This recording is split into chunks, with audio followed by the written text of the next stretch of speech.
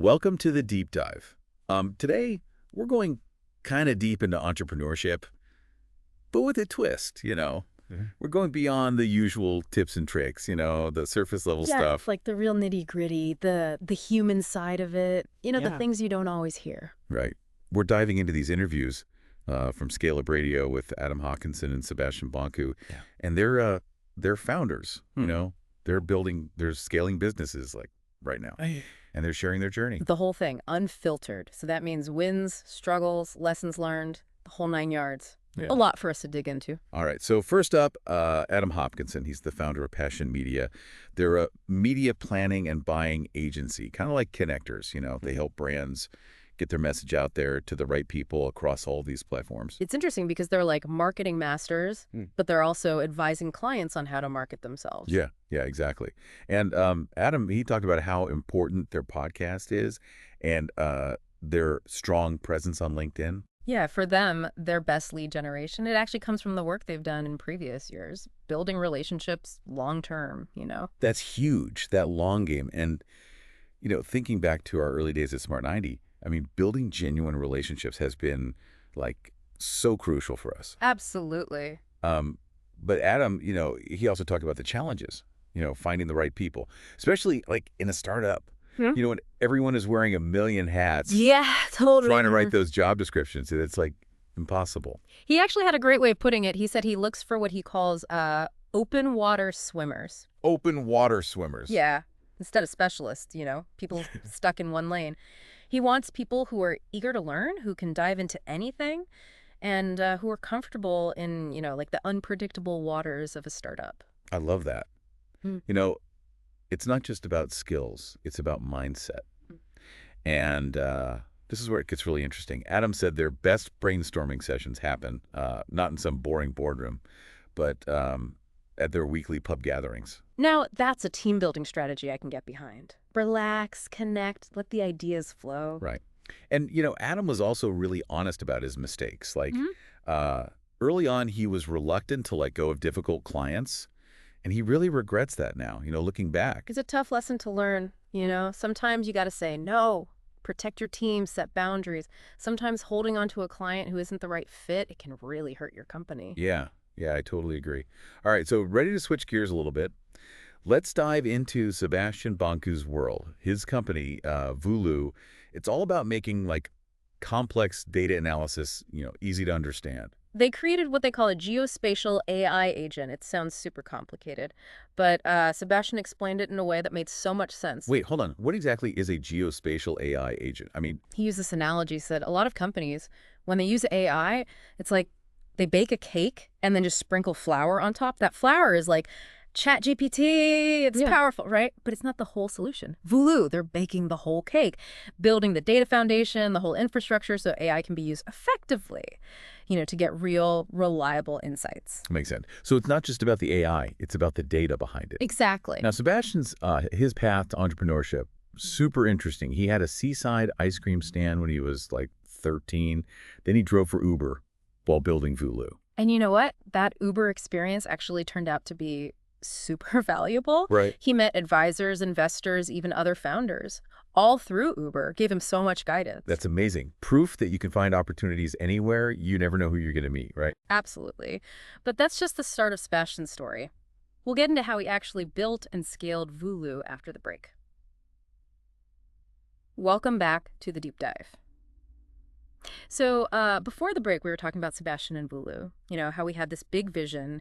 He wanted to build a whole property market ecosystem. Yeah, that's a pretty ambitious goal. Yeah. Especially, as a startup without a ton of funding. Yeah. And after a year of research, they had to make a tough decision, pivot, focus on a specific problem instead of trying to tackle the whole thing at once. Makes sense. He actually said you can't start a business building an ecosystem. It's a really important lesson, I think. Yeah. It's easy to get excited about this grand vision, but sometimes you have to zoom in, solve one problem really well. Yeah, do one thing great before you try to do everything. Right. So when it came to fundraising, Sebastian had some pretty interesting advice. Raise money before you actually need it. Be flexible with your valuation and find investors who, bring more than just money to the table. The right partners, the people who get your vision, who can mentor you, open doors. Exactly. And when it came to building his team, Sebastian, kind of like Adam, was very particular about, the type of people he wanted. He called them 8 players, Yeah. right? The people with like that drive, that passion, the go-getters. He actually had a pretty cool way of finding those people. He partnered with universities to find, like, talented interns. People who are eager to learn, to prove themselves. Yeah, it's win-win. The interns get experience, the company gets fresh talent. Yeah. Now, Sebastian's approach to managing his team, I thought this was interesting. It was. So he didn't want to be the middleman, so he basically empowered his experts to, like, work independently, communicate directly with each other. Really? It's a lot of trust, right? It is. And Sebastian, he kind of summed it up when he said, I just go and do something, anything, whether it's wrong or good, I believe you better do something. He's all about taking action, learning by doing. That really resonated with me. It's so easy to get stuck overthinking, Yeah. Sometimes you just got to jump in and figure it out as you go. Like embracing those calculated risks, seeing those setbacks as learning experiences. The lean startup methodology, testing, gathering data, iterating. Yeah, always evolving. Yeah. So we've heard from Adam, the guy who loves open water swimmers, big on those long-term relationships, and Sebastian, who's all about action, taking risks, and giving his team that autonomy. What stands out to you? It's funny, they're so different, but they both really emphasize the importance of building a team that can adapt. The business world is constantly changing. Right. It's like they're both preparing their teams for the open water, Yeah. not just keeping them in their lane. Exactly. And they found different ways to build relationships, too. Adam, focused on thought leadership, online stuff. And Sebastian, he leveraged his network for those personal introductions. So there's no one right way. But they both highlighted the importance of learning and taking those calculated risks. They're not afraid to experiment, to, like, try new things and see what works. That growth mindset, it's a journey full of twists and turns. So as we wrap up this deep dive into Adam and Sebastian's journeys, what challenges are you facing? How can you apply these lessons to your own path? Think about it. We'll be back after a short break to explore these questions and finish our dive into entrepreneurship.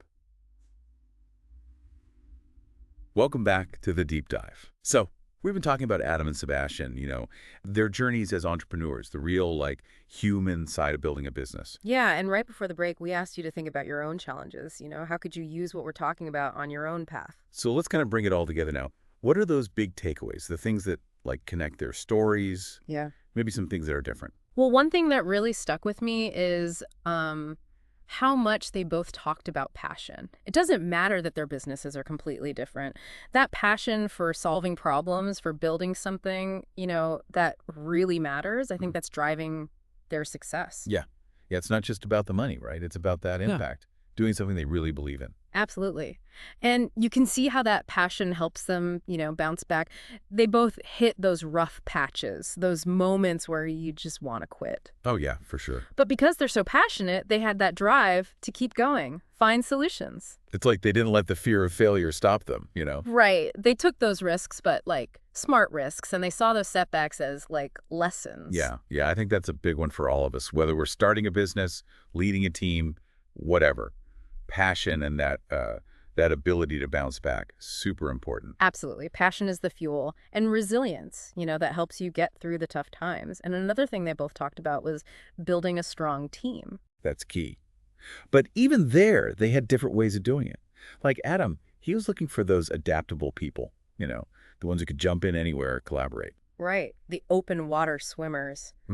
But Sebastian, he gave his team a lot of freedom. He trusted them to work on their own, communicate directly. It shows that there's no, like, one right way to build a team. Yeah, it's about knowing what your company needs and creating that culture that, fits your vision. Exactly. And both Adam and Sebastian talked about continuous learning, but they went about it in different ways. Adam, he was, like, all about those books. He read Ogle on advertising, talked to mentors, people who'd been there. Yeah. Yeah, he was learning from the experts. Yeah. And Sebastian, he was more into those online resources, practical advice from Y Combinator, stuff like that. And don't forget his networking through Uber. I mean, who does that? It shows you that learning can happen anywhere, Right. You got to be open to new experiences, new perspectives. Always keep learning. So, as we wrap up this deep dive into Adam and Sebastian's journeys, what's that one thing you're taking away? What clicked for you? Maybe it's that reminder about passion and resilience, or realizing there's no one way to build a team, no one way to lead. Maybe it's that you got to keep learning, find those mentors, stay open to new things, new connections. It doesn't matter what it is, just remember, being an entrepreneur, it's like any kind of growth. It's about facing those challenges, adapting to change, always learning, and always evolving.